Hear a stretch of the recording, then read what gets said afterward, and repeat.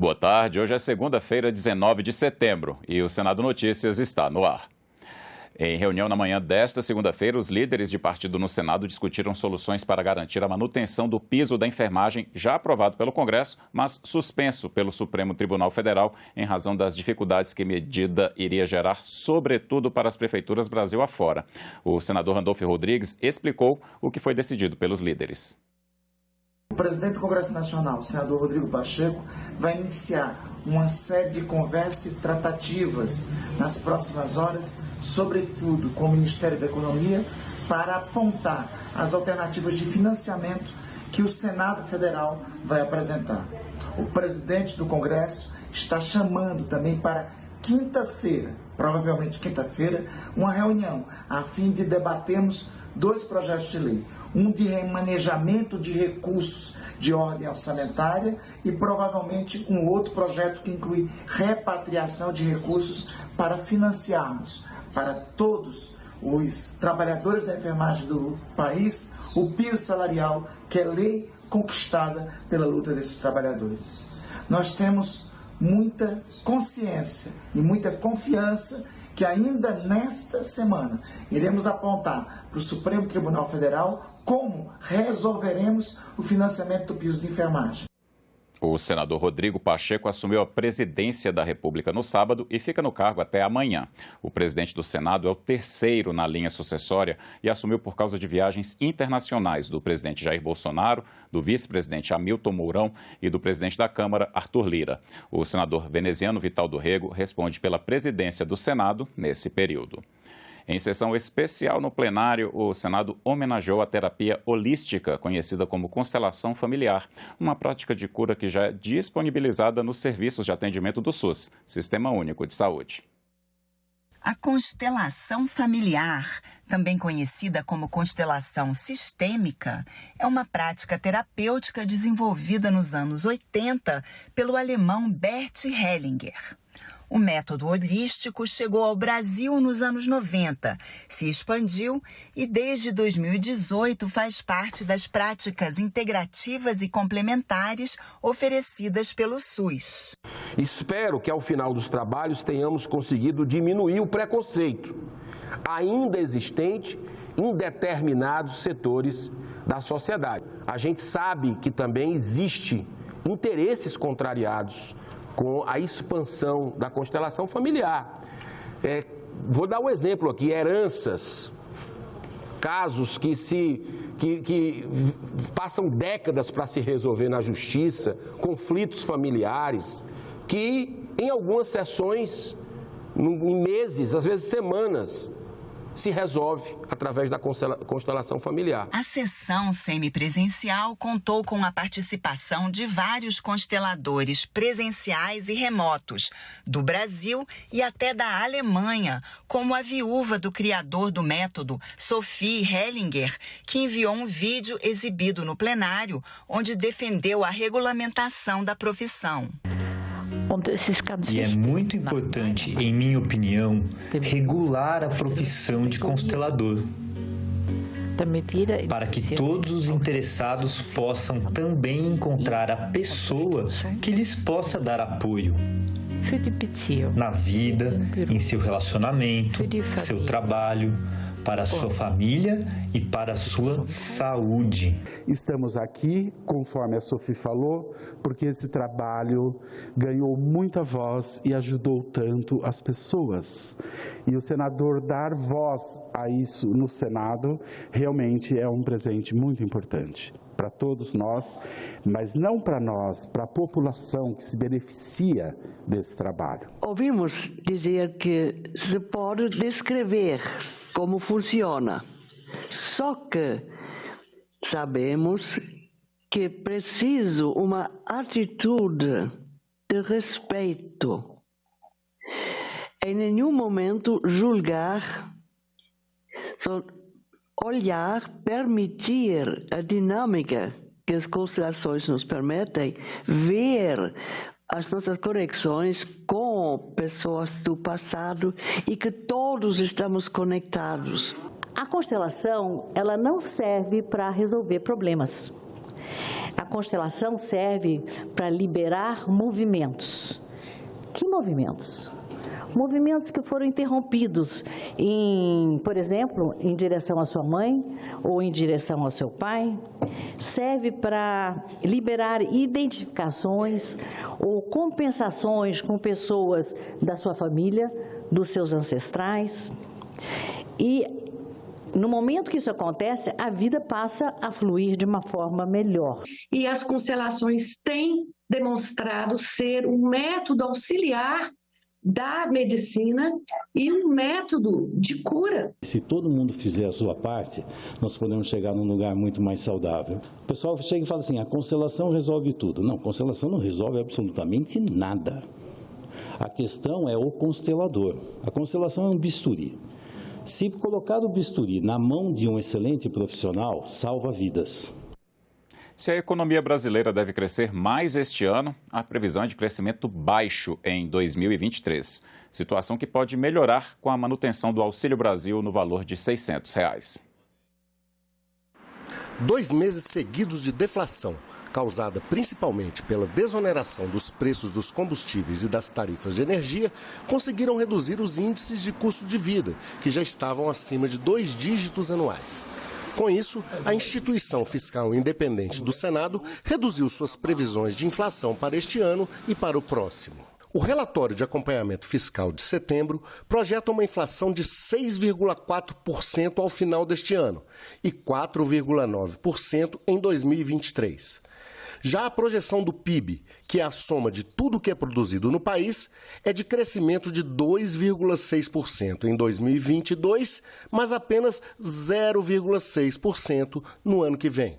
A IFE projetou um cenário alternativo, com manutenção do Auxílio Brasil de R$ 600 para o ano que vem e também da desoneração fiscal dos combustíveis.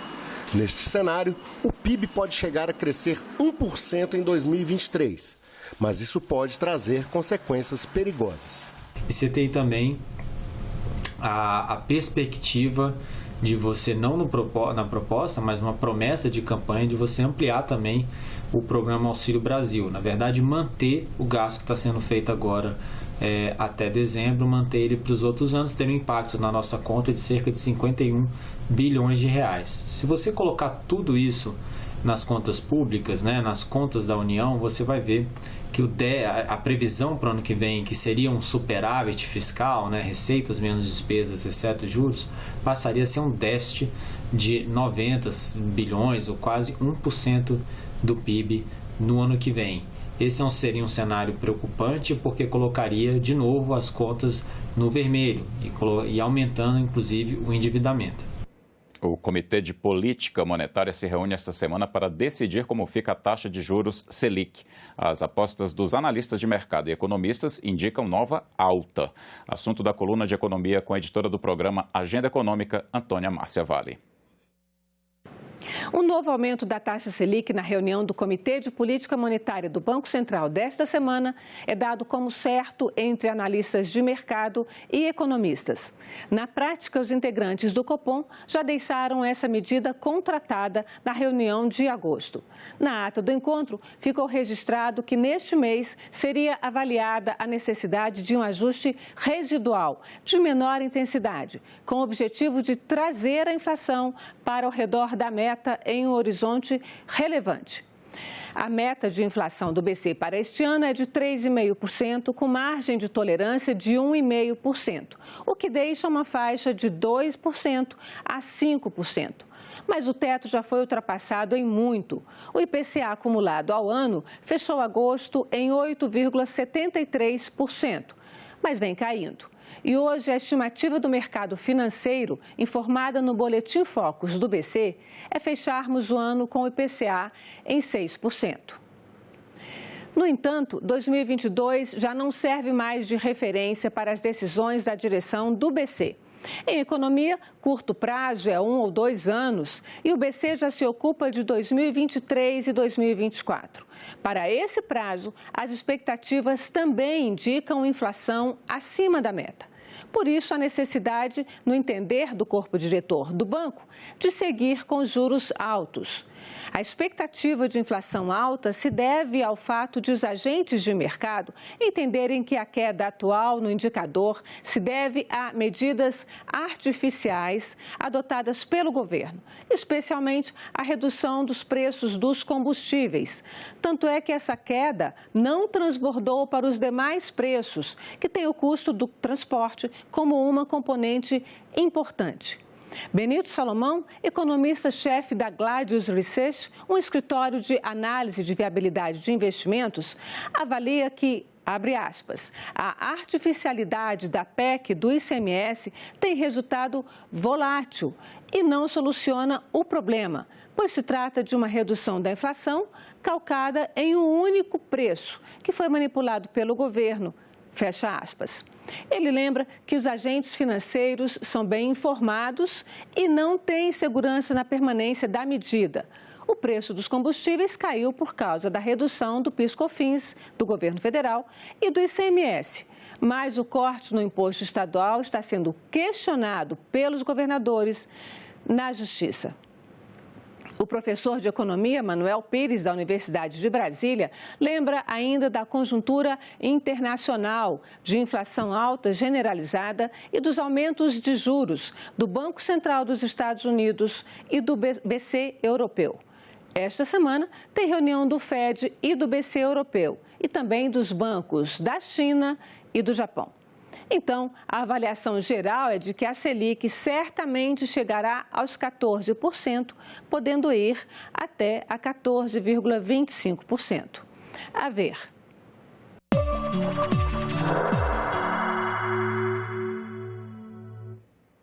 A chapa de senador ou senadora da República é acompanhada de 2 reservas, o primeiro e o segundo suplente. Em caso de morte, impedimento, renúncia ou licença, o suplente assume a vaga pela ordem, temporária ou definitivamente, conforme a situação. Projeto em exame no Senado quer mudar as regras para os suplentes. O que a lei não proíbe, permite. Ainda hoje, o cargo de suplente de senador pode ser ocupado pelo cônjuge, filho, pai, mãe ou qualquer outro parente do candidato a senador ou senadora.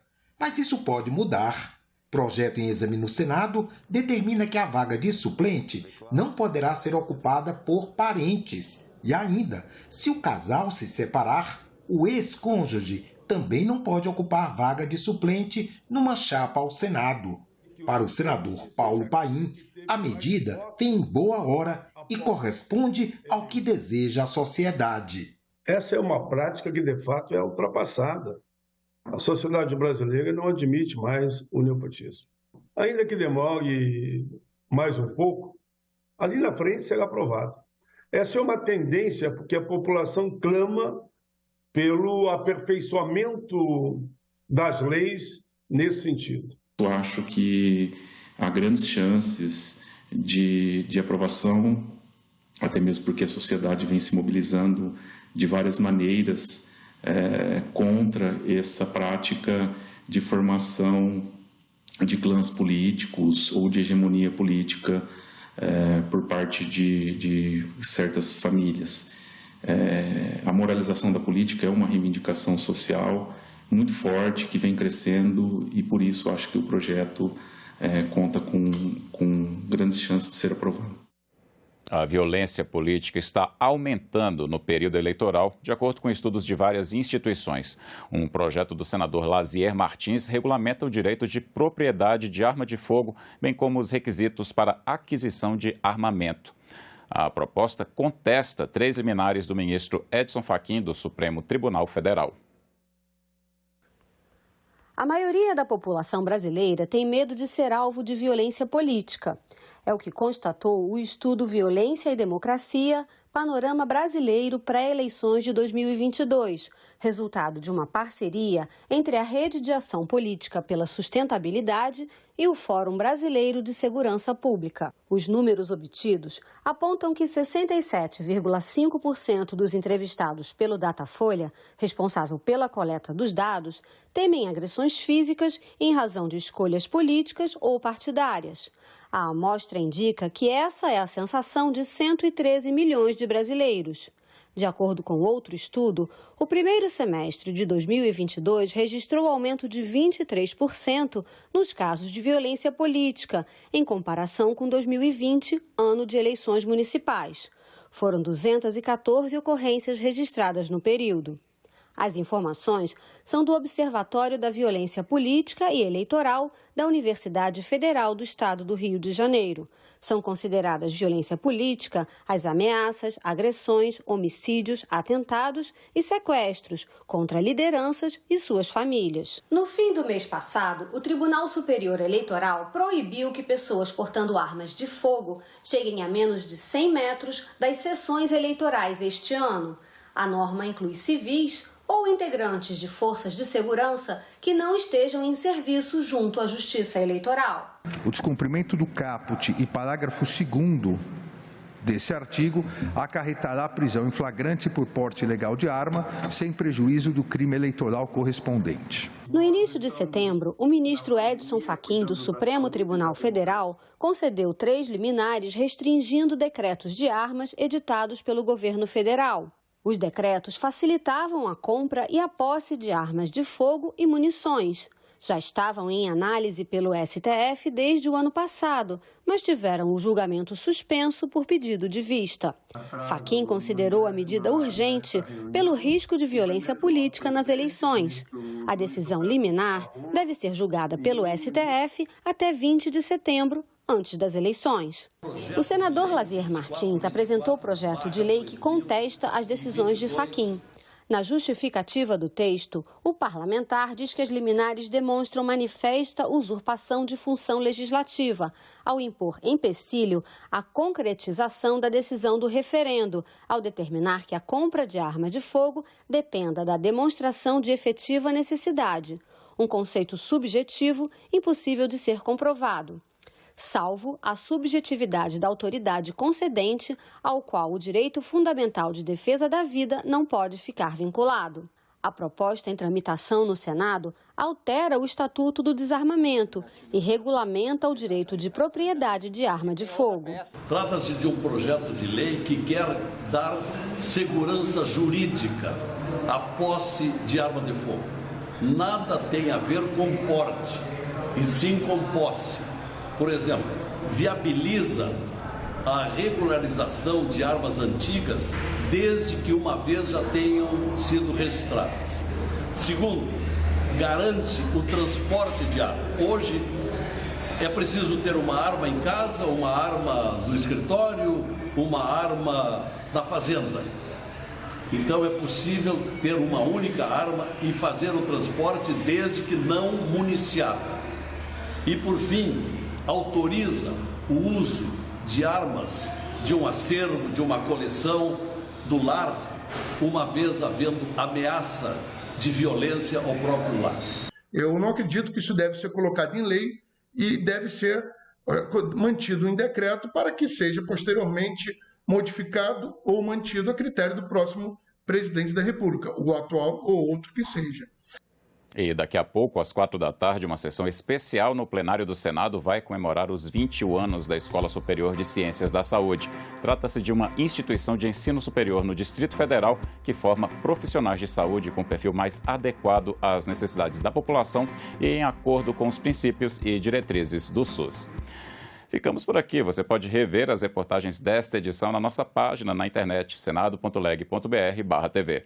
Muito obrigado pela companhia e até a próxima.